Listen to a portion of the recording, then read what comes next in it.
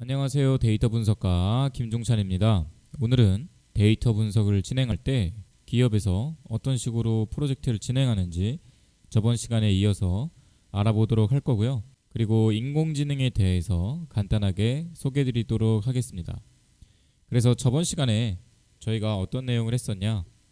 데이터 분석이라는 걸 진행을 하는데 이제 기업이나 실무에서 이 빅데이터를 활용해서 데이터 분석하는 절차가 있다라고 했었었죠. 그래서 저희는 뭐 여러 가지 문제 해결 절차가 있겠지만 아이카이즈라는 절차를 사용을 했습니다. 그래서 이 절차는 문제 규명, 그리고 데이터 수집, 그리고 데이터 분석, 그리고 개선 및 시스테마, 이 네 단계로 이루어져 있다고 설명을 드렸었고요. 저희가 저번 시간에 어떤 걸 썼었냐? 문제 규명 단계에서 우리가 데이터를 분석할 때 이 비즈니스 상으로 이 데이터에 대한 도메인이 어떤지, 우리가 지금 해결하려고 하는 문제가 어떤 문제가 있는지를 찾는 그런 과정을 밟았습니다. 그래서 이런 문제를 찾을 때 우리가 뭘 했었냐? 우리가 타겟이라는 걸 정의를 했었죠. 타겟이라고 하면은 목표 변수라고도 부르고요.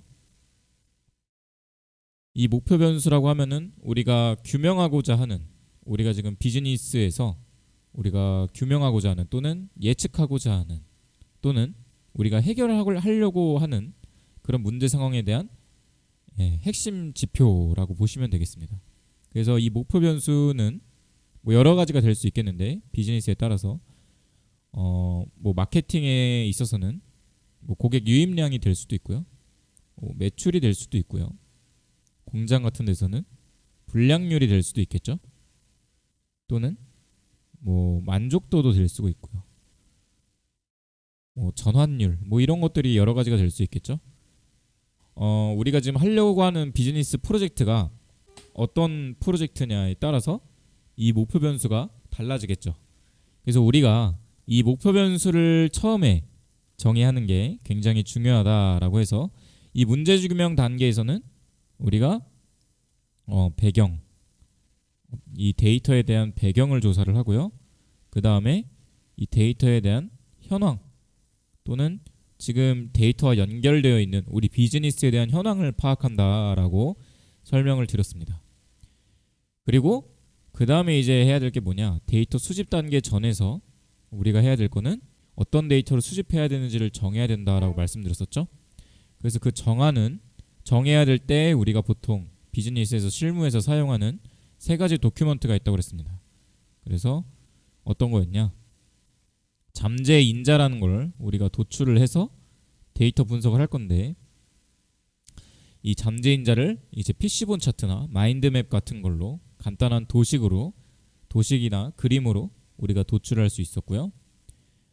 잠재 인자가 도출되면은 우리가 그 잠재 인자를 바탕으로 거기서 수집 가능성이랑 수집이 가능한가, 또는 이 변수가 얼마나 중요한가, 우리가 지금 파악한 데이터, 우리가 잠재인자에서 작성한 그 데이터가 얼마나 분석에 있어서 중요한가, 중요도를 평가한다고 했었습니다.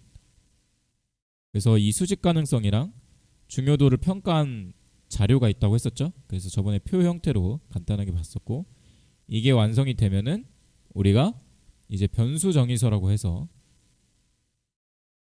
어떤 데이터를 수집을 할 건지, 그 데이터를 이제 앞에서 작성한 수집 가능성이랑 중요도를 바탕으로 어떤 데이터를 수집할 건지를 정합니다. 그래서 실무에서는 이 변수 정의서라는 표가 반드시 나오게 됩니다.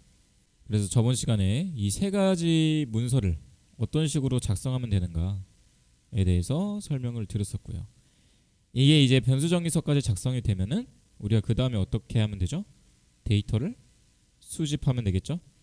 네. 그래서 데이터 수집에도 뭐 여러 가지 방법이 있었는데 제가 저번에 간단하게 보여드렸던 거는 이제 공공 데이터를 다운로드 해오는 방법을 수집을 했고요. 또는 이제 회사에서 그냥 데이터를 받을 수 있겠죠.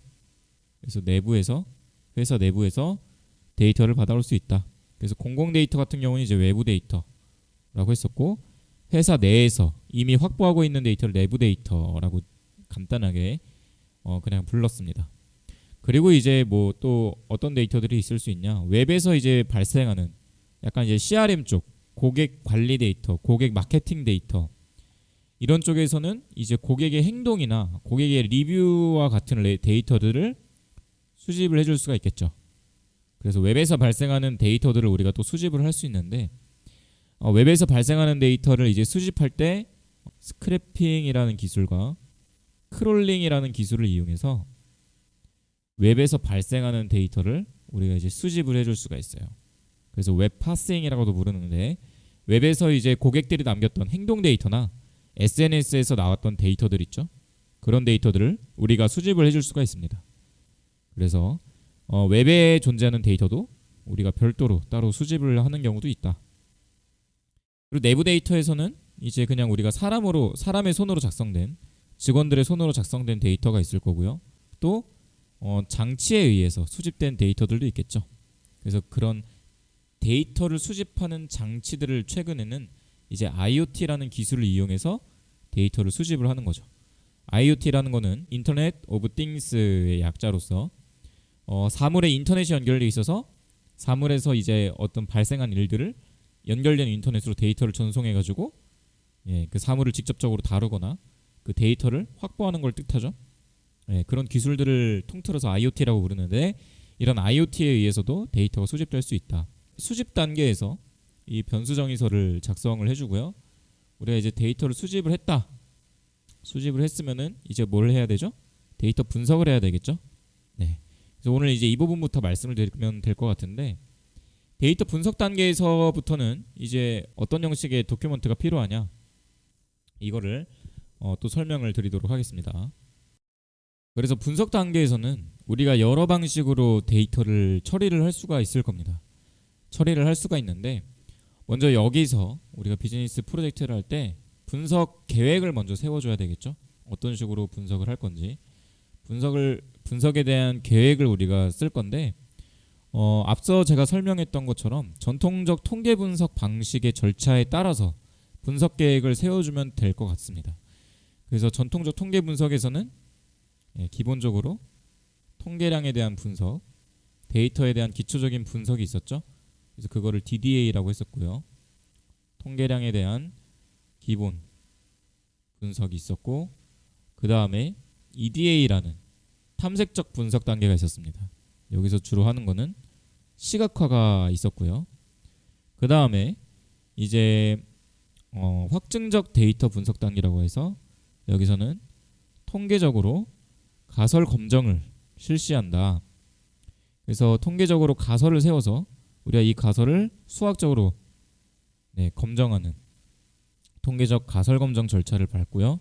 그 다음에 마지막으로 PDA 과정을 거쳐서 우리가 예측 또는 분류에 관한 모델식을 만들어서 이제 여기에 따른 시스템을 구축을 해주면 되겠죠.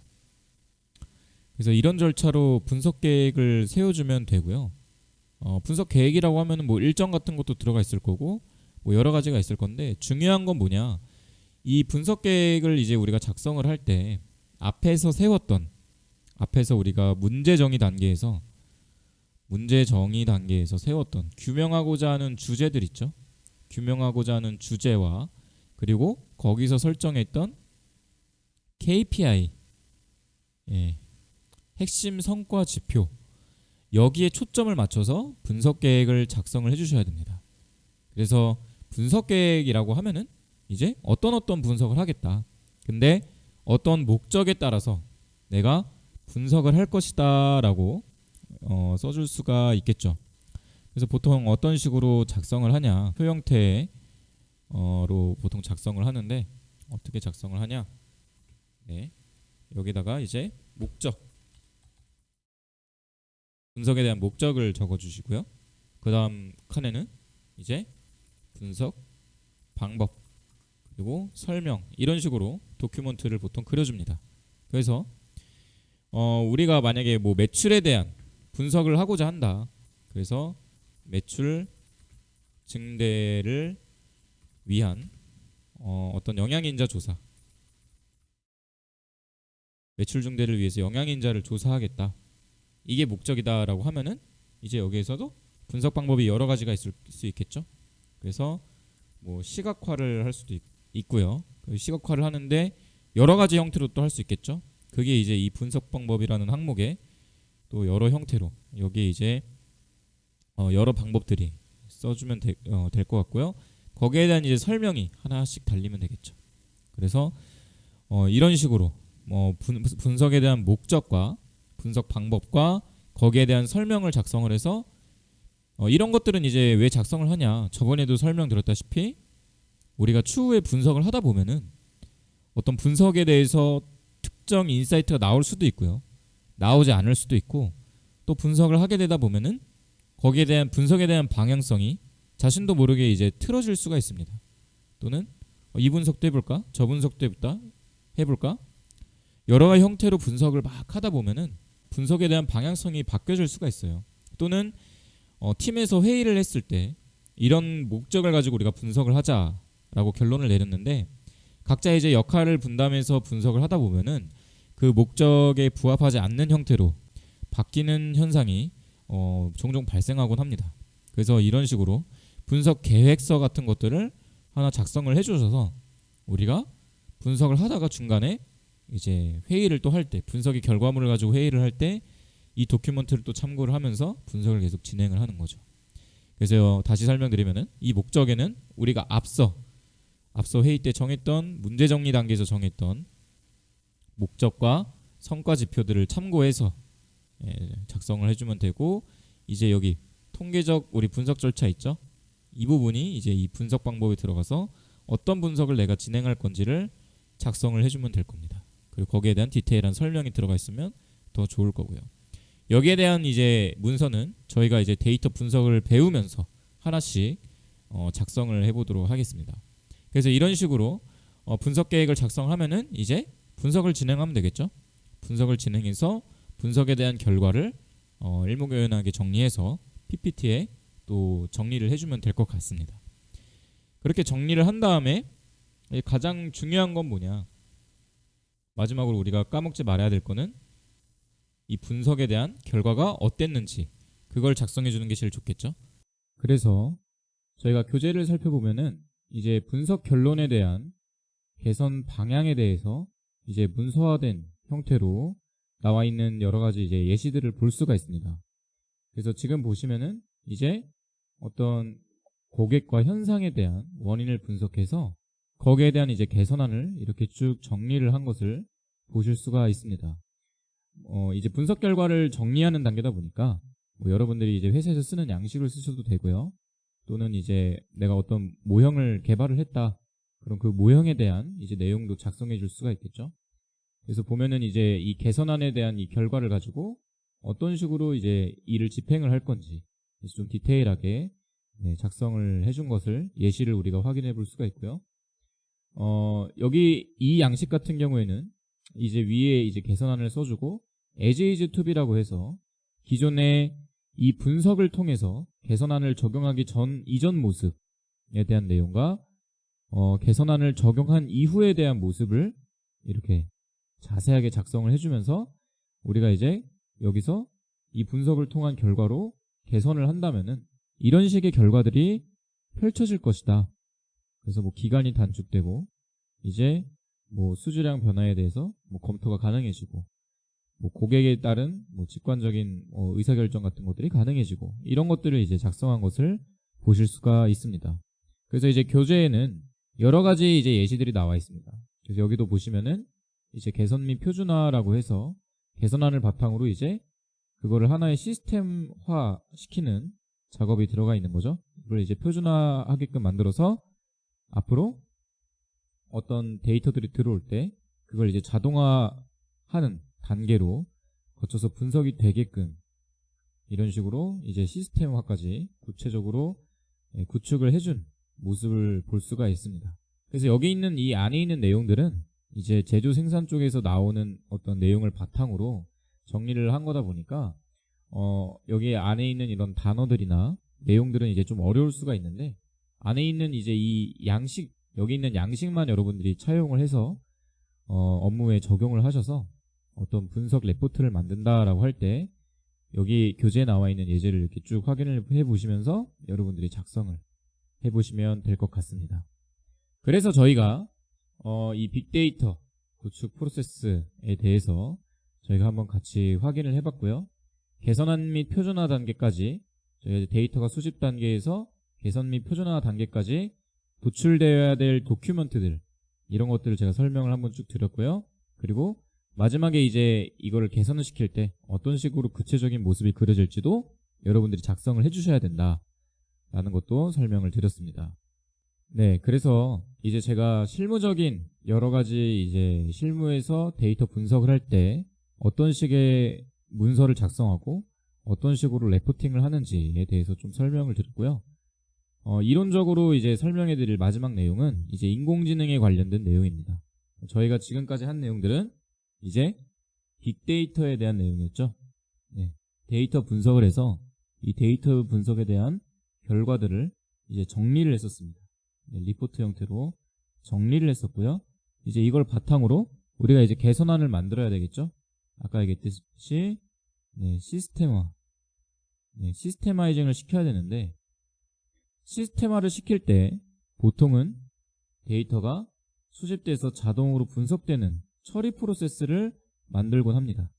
그리고 이런 데이터 분석이 요즘엔 어때요? 이제 기계가 스스로 데이터를 학습해서 이제 의사결정을 직접 내릴 수 있는 메커니즘이 발달하다 보니까 이제 우리가 적용하려는 시스템은 대부분 이제 어떤 컴퓨터에 의한 의사결정이 반영된 시스템으로 개선이 될 수밖에 없다라고 설명을 드릴 수가 있습니다. 그래서 그런 시스템을 우리가 이제 AI, 인공지능이라고 불러요. 네, 그래서 Artificial Intelligence라고 해가지고 어떤 사람의 지능을 대신하는 거죠.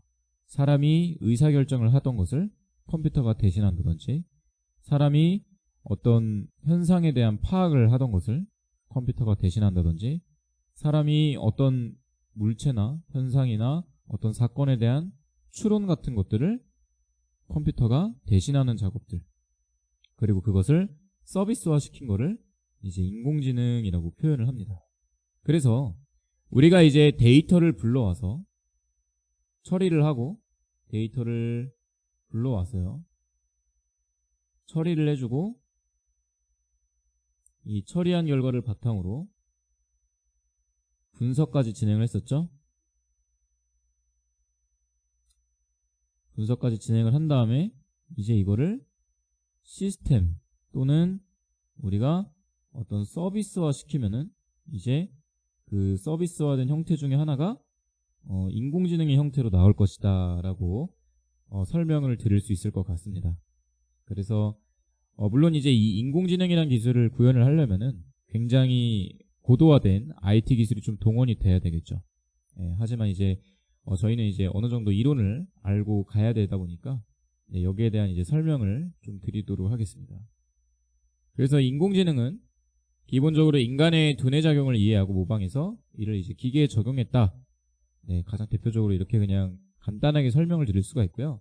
인공지능에 대한 개념은 사실 이제 1950년도에 튜링 테스트라는 개념이 등장하면서 튜링이라는 수학자에 의해서 이제 인공지능에 대한 모티베이션이 구축이 되었습니다. 그리고 이제 1956년에 인공지능에 대한 개념이 등장하게 되고요. 이것들이 이제 처음에는 개념이 등장이 됐었는데, 이게 어떤 IT 기술이 그 당시에는 발전되지가 않아서 이 인공지능을 구현할 수 있는 데이터도 부족했고요. 또 이 인공지능이 처리할 수 있을 정도의 컴퓨터도 우리가 가지고 있지 않았죠. 그래서 이 침체기를 걷다가 최근에 이제 컴퓨터 하드웨어들이랑 데이터베이스의 확장으로 인해서 이 인공지능이 다시 실제적으로 구현이 가능하게 됐다라고 보시면 되겠습니다. 그래서 거기에 이제 중심에 있는 분이 이 제프리 힌튼 교수라는 사람이에요. 그래서 이 제프리 힌튼 교수에 의해서 딥러닝이라는 개념이 다시 등장하게 되면서 사람의 이제 뇌를 모방한 형태의 컴퓨터 알고리즘을 이용해서 데이터 분석을 하기 시작했다. 그래서 거기에 의해서 이제 나오는 서비스들이나 어떤 재화들을 가지고 우리가 인공지능이다라고 표현을 합니다. 인공지능에는 두 가지 종류가 있습니다. weak AI랑 strong AI, 이 두 가지 종류가 있어요. 그래서 약 인공지능과 강 인공지능, 이 두 가지로 나눌 수가 있는데요. 약 인공지능의 경우에는 이제 아주 간단한 형태의 인공지능이라고 생각을 하시면 됩니다. 자아 지성을 지니고 있지 않으면서 이제 그냥 간단한 단순한 의사결정을 진행할 수 있는 인공지능인 거죠. 그래서 데이터를 파악을 해서 그 데이터에 대한 결론을 내리고 거기에 대한 예측 결과에 따른 의사결정을 내릴 수 있는 정도의 형태라고 보시면 되겠습니다. 근데 이제 강인공지능은 이제 자아와 지성을 지니고 있어서 이제 자신이 스스로 판단하고 추론까지 할 수 있는 형태의 인공지능을 스트롱 AI라고 표현을 합니다. 그래서 인간의 두뇌와 흡사한 기능을 가지면서 한 가지 기능만 하지 않고요. 이 스트롱 AI라고 표현하는 거는 이제 여러 가지 다수의 기능을 구현할 수 있는 형태라고 이해를 하시면 될 것 같습니다. 그래서 이 강인공지능은 우리가 생각하는 미래의 인공지능이 모습될 것이다. 터미네이터라는 영화 여러분 기억하시죠? 터미네이터 또는 뭐 여러 가지 인공지능 관련된 영화들이 있는데 거기서 나오는 뭐 사람과 지적인 대화를 나눌 수 있는 인공지능을 이제 강인공지능이라고 부르죠. 그래서 이제 강인공지능은 사실 아직 서비스화 되거나 개발되지 않았지만 이제 이런 형태로 계속 인공지능을 발전시켜 나가고 있는 형태다라고 보시면 되겠습니다. 인공지능에서 다루는 핵심 기능이 크게 6가지가 있습니다. 그래서 첫 번째가 이제 학습 기능, 시각 기능, 언어 기능, 청각 지능, 공감각 지능, 추론 지능, 이 6가지가 있는데요. 저희가 이제 앞서 데이터로 규칙을 학습시킨다라고 얘기했던 부분이 있죠. 데이터 마이닝, 머신러닝, 이 부분에 해당하는 것이 학습지능 이 파트가 되겠습니다. 그래서 이 학습지능에서 우리가 기존에 아까 앞서 얘기했던 어떤 머신러닝 기반의 데이터 마이닝 기반의 데이터 처리 기법들을 동원해서 컴퓨터가 데이터로부터 규칙을 찾아내는 일을 진행을 하게 되고요. 이제 시각 기능, 언어 기능, 뭐 청각 지능, 공감각 지능, 추론 지능, 여러 가지 또 다른 지능들이 있는데 이제 시각 지능, 언어 지능, 청각 지능 이 3가지 같은 경우에는 비정형 데이터를 활용해서 이제 인공지능이 어떤 사람과 똑같은 추론 과정을 거쳐서 의사결정을 내리는 거기에 이제 도움을 주는 지능들이다라고 보시면 되겠고요. 공감각 지능도 이 비정형 데이터에 포함이 되겠죠. 비정형 지능에 포함이 될 거고요.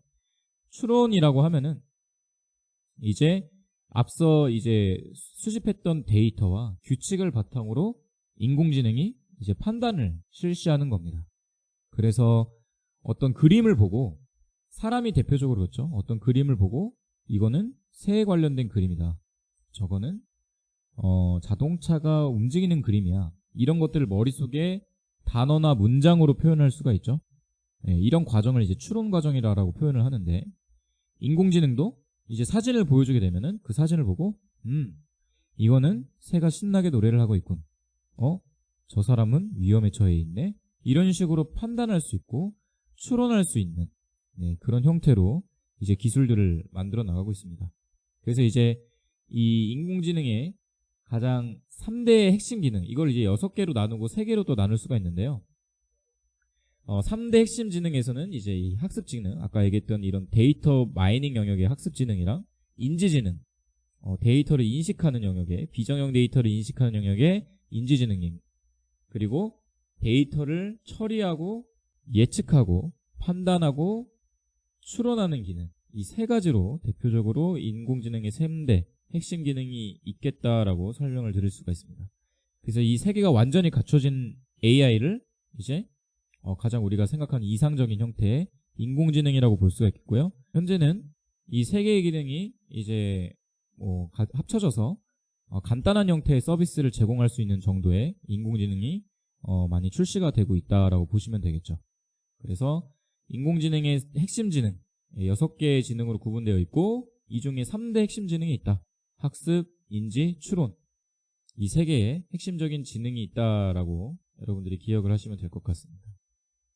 그래서 먼저 학습 능력에 대해서 같이 알아보도록 할게요.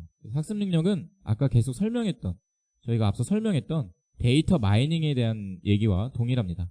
어떤 데이터나 현상이나 상황을 보고 컴퓨터가 판단하는 거죠. 그래서 다른 능력을 위한 가장 기본적인 능력이라고 써 있죠. 결국 어떻게 되는 거냐면은 인공지능이라는 거는 데이터 분석을 처리해야만 작동이 될 수 있다라고 보시면 될 것 같아요. 사실 이제 데이터 분석이라는 기술이랑 인공지능이라는 서비스라는 것은 어떻게 보면 이제 비교가 불가능한 기술입니다. 빅데이터라고 하는 거는 어떤 데이터를 처리하는 스킬 중에 하나고요. 인공지능이라고 하는 거는 어떤 이 컴퓨터가 사람처럼 지능을 가지고 의사결정을 대신 내리는 시스템을 이제 인공지능이라고 표현을 하는 거죠. 그러니까 하나는 방법론적인 측면에서 얘기를 하는 거고 하나는 서비스적인 측면에서 얘기를 하는 겁니다. 그래서 이제 두 개념 자체가 원래 다른 건데 이 인공지능이라는 서비스 안에 기본적으로 데이터 분석이라는 개념, 빅데이터 방법론이 들어가져 있는 거죠. 그래서 데이터를 수집하고 전처리해서 분석한 다음에 그걸 자동화시키는 형태로 그 형태가 이제 하나의 어떤 서버 공간에 프로그램 형태로 담겨져 있는 것, 그리고 그게 결국 사람처럼 의사결정을 할 수 있는 것을 이제 인공지능이라고 부르는 거죠. 그래서 가장 핵심적인 거 기계학습이랑 딥러닝 기술이 동반된다. 그래서 머신러닝이랑 딥러닝 기술을 우리가 같이 활용을 해야 된다라고 이해를 하시면 될 것 같습니다. 그래서 이 학습 능력에서는 크게 두 가지의 프로세스가 있습니다. 하나가 이제 학습 프로세스라는 거고요. 두 번째가 처리 프로세스라는 겁니다. 이게 이제 앞서 제가 데이터 마이닝에서 설명했듯이 어떤 개념이냐, 학습 프로세스는 최적화에 대한 설명이고요. 그리고 처리 프로세스는 일반화에 대한 설명입니다. 기존의 데이터를 가지고 학습을 한 다음에 모델을 생성하는 거. 그래서 이 데이터에 대해서 얼마나 구체적인 규칙을 찾아내느냐, 규칙 찾기, 얼마나 완성된 규칙을 찾느냐, 이게 이제 최적화에 대한 개념이라고 설명을 드렸었죠. 근데 이 규칙을 찾을 때 너무 이 규칙을 디테일하게 찾아버리면은 새로운 데이터가 맞지 않을 수 있다고 설명을 드렸었죠. 그래서 이런 규칙을 찾을 때 어떤 것들을 주의해야 되냐, 일반화가 되는 과정을 주의를 해서 이제 데이터에 대한 최적화와 일반화를 같이 진행을 해야 된다. 그리고 이게 이제 온전히 완성된 프로세스, 데이터 마이닝에서 이 두 가지 프로세스가 온전히 완성이 되면은 이제 그거를 이제 인공지능에 활용했을 때, 얘를 AI라는 인공지능에 활용을 했을 때 그걸 이제 학습 능력이라고 우리가 표현을 하게 되는 겁니다. 추론 능력은요, 이제 기존에 학습된 정보를 바탕으로, 보통 그런 이제 학습된 정보를 우리가 전문 용어로 웨이트, 정보를 처리하는 가중치라고 표현을 하는데요. 이 웨이트를 근거로 이제 새로운 데이터가 들어왔을 때 어떤 식으로 이 데이터에 대한 처리를 진행할 건지를 하는 행위들을 이제 추론 능력이라고 보시면 되겠습니다. 그래서 기존의 데이터를 통해서 어떤 연관관계나 규칙들을 발견하는 단계, 이것도 이제 데이터 머신러닝의 한 부분 중에 한쪽으로 들어갈 수 있는데, 여기서 중요한 건 뭐냐? 판단이나 어떤 새로운 것에 대한 판단을 하는 행위, 판단이 들어가는 거죠. 추론이라고 하면은 결국 인공지능이 결론을 내리는 겁니다. 이 데이터 분석에 대한 결론을 내려서 이제 거기에 대해서 의사결정을 진행을 하는 거죠. 지금은 이제 사람이 의사결정을 보조적으로 도와주는 형태로 서비스들이 출시되고 있지만, 앞으로는 이제 인공지능이 직접 의사결정을 진행할 것이다 라고 생각을 하시면 될 것 같습니다. 그리고 이제 인지 능력인데요. 이 인지 능력은 아까 얘기했듯이 비정형 데이터와 연관되어 있는 능력 중에 하나입니다. 그래서 비정형 데이터의 이미지라든지 아니면은 소리라든지 이런 부분들을 이제 컴퓨터가 사람처럼 인식을 해서 원래 컴퓨터를 우리가 쓸 때는 기존의 정형 데이터, 표 형태로 되어 있는 데이터들만 집어넣어서 통계량을 계산하거나 평균값을 계산하거나 표준 편차를 계산하거나 이런 수학적인 알고리즘을 이용해서 계산을 빨리 하는 기능에 굉장히 초점이 맞춰져 있었다면은 지금은 이제 사람처럼 어떤 이미지라든지 음성 같은 것들을 정상적으로 인지를 해서 그것을 이제 처리하는 능력을 컴퓨터가 지니게 됐고, 그런 것들을 이제 합쳐서 인지 능력이다라고 보시면 되겠습니다. 그래서 이 인지 능력에는 언어지능, 음성인식, 시각지능, 동작인식 이 크게 4가지가 있는데요. 언어지능 같은 경우에는 이제 자연어 처리라고 해서 사람의 말을 인식을 해서 거기에 대한 의도를 파악하거나 어떤 사람이 이제 얘기한 것에 대한 발화에 대한 대답을 한다던가 어떤 거기에 대한 응하는 행동을 하는 것을 이제 언어지능이라고 표현을 합니다. 그래서 기본적으로 언어지능에 사용되는 기술 중에 하나는 이 PPT에서도 보시다시피 자연어 처리라는 분석이 동원이 되고요. 그 자연어 처리라는 분석 안에 형태소 분석, 워드 임베딩 등의 디테일한 이런 스킬들이 동원이 돼서 자연어, 사람이 발화에 따른 인공지능의 의사결정 또는 인공지능의 행동들을 이제 처리하는 이 지능을 언어지능이라고 표현을 합니다. 언어지능은 당연히 사람들이 이제 한국인은 한국말을 쓰고 뭐 이제 외국계 사람들은 영어를 쓰기도 하고 중국어를 쓰기도 하고 라틴계 사람들은 이제 라틴어를 쓰겠죠. 언어적 특성에 따라서 언어를 처리하는 능력이 이제 달라지게 됩니다. 요구되는 능력이 달라지기 때문에 이 텍스트 마이닝, 언어 처리 능력, 자연어 처리 능력에서는 각 국가의 언어라든지 이런 것들이 이제 포함돼서 표현이 되겠다라고 보시면 되겠죠. 그래서 챗봇, 뭐 글자 인식 이런 것들이 있겠고요. 최근에는 이제 더 다양하게 쓰이고 있습니다. 챗봇뿐만 아니라 이제 이 신입사원을 채용할 때 자기소개서를 이제 분석을 해서 이 사람이 거짓말을 하고 있는가, 이 사람이 우리 회사의 방향성에 맞는 인재인가 이런 것들을 평가를 하기도 하고요. 아니면 특정 회의록을 분석을 해서 이번 회의는 우리 회사의 어떤 발전적인 부분에 대해서 주제를 다뤘다. 이번 회의는 우리 회사의 어떤 인권 문제에 대해서 사람과 관련된 문제에서 얘기를 다뤘다.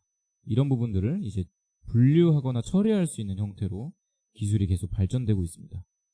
비정형 데이터 분야에서 사실 이제 굉장히 많이 그리고 가장 크게 각광받고 있는 분야가 이 언어 처리 분야라고 보시면 되겠어요. 그래서 거기와 이제 더불어서 인공지능 쪽에서도 언어지능 능력이 굉장히 크게 요구가 되고 있다라고 보시면 되겠고요. 음성인식 같은 경우는 이제 여러분 휴대폰에 있는 시리, 빅스비 이런 인공지능 비서들이 있는 거죠. 그래서 사람이 이런 인공지능 비서를 불렀을 때 그 목소리와 그 의도를 파악해서 거기에 맞는 대답을 하는 그런 형태라고 보시면 되겠습니다. 그래서 인공지능 스피커라든지 스마트 가전들이 이제 여기에 해당할 거고요. 시각지능 같은 경우에는 이제 우리가 자율주행 자동차라든지 아니면 이제 뭐 어떤 위조 문서 판독기라든지 뭐 이런 것들이 또 동원될 수가 있겠죠. 그래서 뭐 이 컴퓨터가 이미지를 쫙 분석을 해서 이 이미지가 뜻하는 바가 뭐인지, 어떤 것인지, 또는 어떤 영상이 이렇게 딱 왔을 때 어떤 이제 뭐 자율주행 자동차라고 예를 들면은 자동차가 이렇게 딱 움직이고 있을 때 빨간불이다 멈춰야겠다, 빨간색이네 멈추자, 사람이 튀어나왔다 멈추자. 이건 이제 동작인식과도 관련이 있는데 이것도 이제 이미지 처리와 같이 병행돼서 실시가 되겠죠. 그래서 이런 패턴 같은 것들을 파악해서 컴퓨터가 처리하는 것들을 이제 시각지능, 그래서 이게 이제 데이터 분석에도 쓰이고 인공지능에서도 역시 똑같이 사용이 된다라고 이해를 하시면 될 것 같고요. 동작인식 같은 경우에는 아까 얘기했듯이 뭐 자율주행 자동차에서 사람이 튀어나올 때 동작을 인식한다든지 아니면 이제 센서 같은 것들이 여기에 많이 활용이 되겠죠. 사람이 이제 문을 지날 때 거기에 대해서 인지를 하고 문을 연다든지 뭐 이런 거는 이제 기존에 있던 자동화 시스템이지만 거기서 이제 좀 더 나아가서 컴퓨터가 이제 그 동작에 대해서 특정 동작을 이해하고 그거를 상황에 맞게 처리하는 형태로 이제 발전되게 됐다라고 보시면 되겠습니다. 그래서 이 네 가지의 인지 능력 그리고 이걸 바탕으로 해서 인공지능이 점차 발전되고 있다. 이런 분야들을 이제 각각 연구하고 발전시키고 있다라고 보시면 되겠고요. 아까 얘기했듯이 인공지능 분야에서 가장 중요한 파트 중에 하나가 이 자연어 처리입니다. 자연어 처리는 아까도 잠깐 설명했지만 사람의 발화 의도를 컴퓨터가 이해를 해서 이제 사람의 억양이나 사투리 또는 그 사람의 감정 상태 등을 파악을 한 다음에 그 사람에 대한 어떤 이런 언어적인 특성이나 이런 것들을 복합적으로 분석해서 거기에 맞는 행동이나 피드백을 주는 것을 이제 자연어 처리를 통한 인공지능이라고 보시면 되겠습니다. 그래서 이 자연어 처리라는 것은 사실 데이터 분석 분야 중에 한 영역이라고 보시면 되겠고요. 그래서 저희가 앞으로 데이터 분석을 할 때도 이 자연어 처리에 대한 예시들을 한두 개씩 확인을 해보도록 할 거예요. 그래서 실제 어떤 기업에 대한 평가 데이터를 바탕으로 해서 자연어 처리하는 모습, 워드 클라우드를 그리거나 아니면 형태소 분석 같은 것들을 진행해서 여기서 어떤 글을 받아와서 여기서 많이 쓰인 동사는 무엇인지, 명사는 무엇인가 그런 것들을 이렇게 쭉 파악을 해볼 수가 있고 그걸 통해서 이 사람이 이 기업에 대한 평가를 긍정적으로 작성을 했는가 아니면 부정적으로 작성을 하는가 이런 것들을 알아볼 수가 있습니다. 그런 기술들을 이제 우리가 자연어 처리라고 얘기를 할 수가 있고요. 저희가 이제 데이터 분석을 이제 앞으로 이제 더 배우게 되면은 이 부분에 대해서도 저희가 한번 같이 얘기를 나눠보도록 하겠습니다. 그래서 이 자연어 처리는 일단 기본적으로 문장이 들어오잖아요. 사람의 어떤 언어에 대한 문장이 들어오면은 그 문장을 일단 컴퓨터가 이해할 수 있는 형태로 잘라야 됩니다. 잘라야 되는데 여기서 중요한 부분은 뭐냐면은 나는 강아지가 좋아 라는 문장과 강아지는 나를 좋아해 라는 문장이 있으면은 이 두 개의 문장의 의도는 다르죠. 나는 강아지가 좋다라는 거는 주체가 되는 사람이 바로 내 자신이 되는 거고요. 강아지가 나를 좋아한다는 얘기는 강아지의 입장에서 주인을 좋아한다는 얘기가 되겠죠. 근데 이거를 그냥 문장 형태로 자르기만 한다면은 어떤 단어만 있어요? 나는, 나란 단어가 있고요. 강아지라는 단어가 있고요. 좋아라는 단어만 있습니다. 그렇기 때문에 이 자연어 처리를 할 때 어떤 이 문장의 순서나 문장 앞뒤로 출현하는 단어에 대한 분석을 하지 않으면요. 그 발화의 의도를 정확하게 파악을 할 수가 없습니다. 그래서 사람이 발화를 할 때 어떤 의도로 얘기하는지를 잘 알려면은 이 문장의 구조나 순서도 굉장히 중요하게 되는데요. 그런 구조나 순서 같은 것들도 이제 컴퓨터가 순서대로 데이터를 받아서 이 순서 다음에 이런 데이터가 오면은 이런 의도가 있구나. 이 데이터 다음에 이런 데이터가 계속 출현을 하면은 이런 단어들이 빈도 있게 출현을 하면은 이런 식의 결과가 나오겠구나 라고 분석을 하게 됩니다. 그래서 아까 얘기했듯이 문장을 일단 잘게 쪼개는 작업을 먼저 걸쳐요. 그걸 이제 형태소 분석이라고 하고요. 그리고 이제 그 문장이 잘게 쪼개지면은 이제 문장에 어떤 게 명사고 어떤 게 동사고 어떤 게 형용사인지 구분을 할 수 있게 되겠죠. 그걸 이제 개체명 인식이라고 표현을 합니다. 개체명 인식이라는 걸 통해서 어떤 게 명사인지 동사인지 형용사인지 이런 것들을 이제 파악을 하게 되고요. 그 다음에 이제 이거를 이용해서 상대방 발화의 의도를 파악할 때는 이 문장 데이터의 순서를 파악을 해서 이 단어 다음에 이런 품사의 이 단어가 등장했구나 이런 것들을 컴퓨터가 이제 학습을 해서 이 사람이 지금 나한테 화가 났구나. 이 사람은 굉장히 기뻐하고 있네. 이 사람은 지금 뭔가 쇼핑을 하고 싶어 하는구나. 이런 의도들을 파악할 수 있는 거를 이제 자연어 처리라고 이해를 하시면 될 것 같습니다. 그래서 자연어 처리라고 하면은 PPT에서도 보시다시피 Natural Language Understanding이라고도 표현을 하고요. Natural Language Processing이라고도 표현을 해서 NLU라고 표현을 하든지 아니면은 NLP라고도 표현을 합니다. 그래서 이 자연어 처리라는 기술적인 파트, 이 데이터 분석 중에 하나의 새로운 분야인데 이 분야에 있는 이 기술을 활용해서 인공지능 같은 것들을 우리가 구현을 해낼 수가 있다라고 설명을 드릴 수가 있고요. 자연어 처리의 여러 가지 이제 기술들에 대해서 자세하게 좀 몇 가지만 설명을 드리고 오늘 마치도록 할게요. 그래서 기본적으로는 아까 얘기했듯이 문장을 어절 또는 단어 단위로 문장을 잘라줘야 됩니다. 그래서 특정 단어가 뭐 조사일 수도 있고요, 명사일 수도 있고 동사일 수도 있겠죠.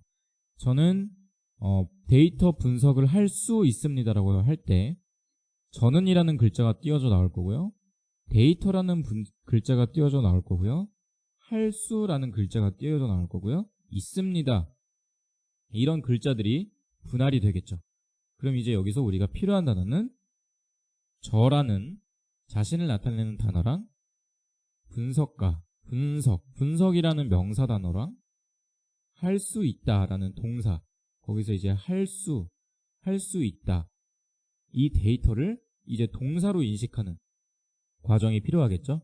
그래서 문장을 어절 단위로 잘라서 또는 어떤 여러 개의 단어 단위로 잘라서 거기에 이제 이게 명사인지 전미사인지 형용사인지 조사인지 이런 것들을 이제 붙이는 작업을 하게 됩니다. 그래서 그 작업이 이제 형태소 분석이라고 보시면 되겠고요.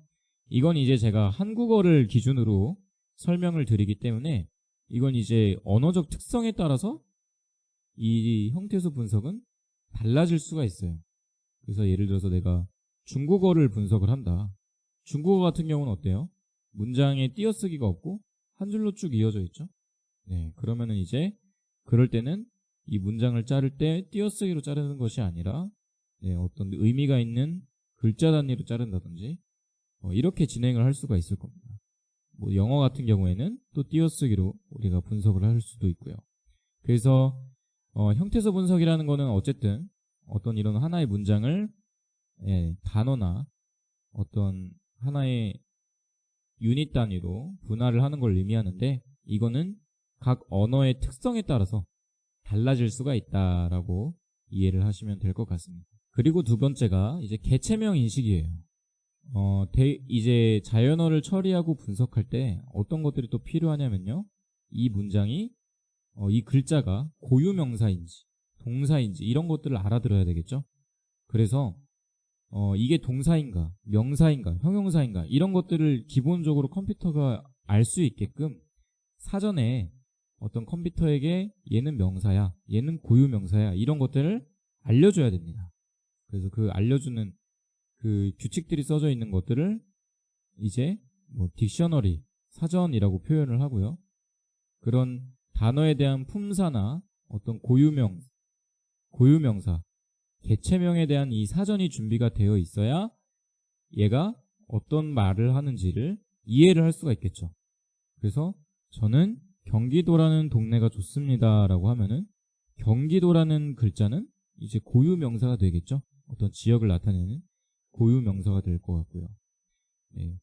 그리고 좋습니다 이런 거는 또 동사가 되겠죠. 앞서 이제 형태소 분석이라는 걸 하면서 이제 품사를 붙여주고 그리고 그 품사를 붙여줄 때 동원되는 기술이 이 개체명 인식이라고 보시면 되겠습니다. 그래서 지금 이제 형태소 분석을 하려고 잘려진 데이터들, 그 데이터들이 형용사인가 명사인가 이런 것들을 붙여줄 때 사용되는 기술이 개체명 인식 기술이다 라고 보실 수가 있겠습니다. 그리고 이제 자연어 처리의 이제 핵심적인 기술인데요, 워드 임베딩 기술이라는 기술이 있습니다. 이 기술은 무슨 기술이냐, 대량의 문서 또는 대량의 어떤 글자 데이터들을 숫자 형태로 표현을 해서 컴퓨터가 쉽게 알아들을 수 있는 형태로 바꾸는 기술을 워드 임베딩 기술이라고 불러요. 그래서 아까 제가 사례를 드렸다시피 어떤 기업에 대한 장점에 대한 얘기를 했다. 여기에 대한 얘기는 기업에 대한 장점, 어떤 얘기는 기업에 대한 단점, 이렇게 문장이 쭉쭉쭉 써져 있겠죠. 그런 문장의 데이터를 하나하나 잘라서 쪼개서 분석을 하는 게 아니라 그 문장 그 자체를 컴퓨터가 이해할 수 있는 숫자나 매트릭스 형태로 바꾼 다음에 그것을 처리하는 기술을 워드 임베딩 기술이다 라고 표현을 합니다. 그래서 이 기술에는 또 여러 가지 이제 알고리즘들과 함수들이 있는데 이건 저희가 추후에 데이터 분석을 같이 해보면서 더 자세히 알아보도록 하겠습니다. 그래서 저희가 이번 시간에는 인공지능 AI란 무엇인가에 대해서 아주 간단하게 좀 살펴봤고요. 이 인공지능의 핵심적인 6대 지능, 6대 지능이 있었고 이 6대 지능 안에서도 또 이것을 3대 핵심 지능으로 나눌 수 있었죠. 그래서 학습 능력, 인지 능력, 추론 능력 이 세 가지 지능을 우리가 나눌 수 있었고요. 여기서 이제 학습 능력은 데이터로부터 규칙을 찾는 것, 그리고 인지 능력은 이제 이 데이터를 인식하고 또는 의도를 파악하는 이 데이터에 대한 의도, 자연어가 되겠죠.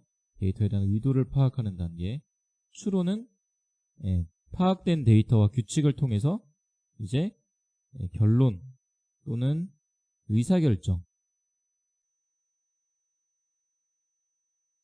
의사결정을 하는 기능이라고 보시면 되겠습니다. 그래서 이 세 가지 3대 핵심 지능이 있고, 최근에 제가 여기서 하나 더 설명드린 게 뭐냐, 최근에는 이제 이 인공지능 중에서도 자연어 처리, 자연어 처리라는 기술이, 데이터 분석 기술이 같이 동원돼서 인공지능을 많이 구현하고 활용하고 있다라고 설명을 드렸고요. 이 자연어 처리 기술에 이제 여러 가지가 또 있었죠. 그래서 이 자연어 처리 기술은 기본적으로 Natural Language Processing, 그래서 NLP라고 표현을 하고요. 여기에서 이제 중요한 건 뭐냐? 사람의 발화 의도, 발화에 대한 의도를 파악하는 게 중요하다. 그래서 이 의도를 파악하기 위해서 한국어 같은 경우에는 이제 형태소 분석, 형태소 단위로 데이터를 자른 다음에 잘라진 데이터를 이제 품사를 붙여야 되겠죠. 개체명을 인식해서 개체명을 인식을 한 다음에 품사를 붙여주고, 그래서 이제 각 품사에 따른 빈도수를 계산한다든지 어떤 발화의 의도를 우리가 파악을 할 수가 있었고요. 또 하나가 뭐가 있었냐면은 이 발화 의도를 또 파악할 때 대량의 문서를 처리할 수 있는 워드 임베딩이라는 기술이 있었죠. 그래서 워드 임베딩은 뭐냐, 여러 가지 문장들을 문장을 컴퓨터가 이해할 수 있는 숫자의 형태로 바꿔서 이 문장 자체를 어떤 형태소 단위로 쪼개는 것이 아니라 그 자체를 숫자 단위로 바꿔서 분석하는 기술이다라고 설명을 들었습니다. 그래서 이번 시간에는 이제 인공지능에 대한 기본적인 내용과 그 인공지능 중에서도 자연어 처리에 대한 내용을 간단하게 설명을 드렸습니다. 그래서 저희가 이제 데이터 분석하는 방법에 대해서도 한번 학습을 해봤고, 이제 그걸 바탕으로 이제 인공지능 서비스라는 거에 대해서 간단하게 저희가 알아봤고, 거기에 대한 여러 가지 사례들을 제가 또 좀 학습을 진행을 해봤습니다. 여러분들이 이번 주에 해주셔야 될 숙제는 뭐냐면은, 이제 저번에 우리가 그 비즈니스 레포트에 대한 개요를 작성을 했었죠.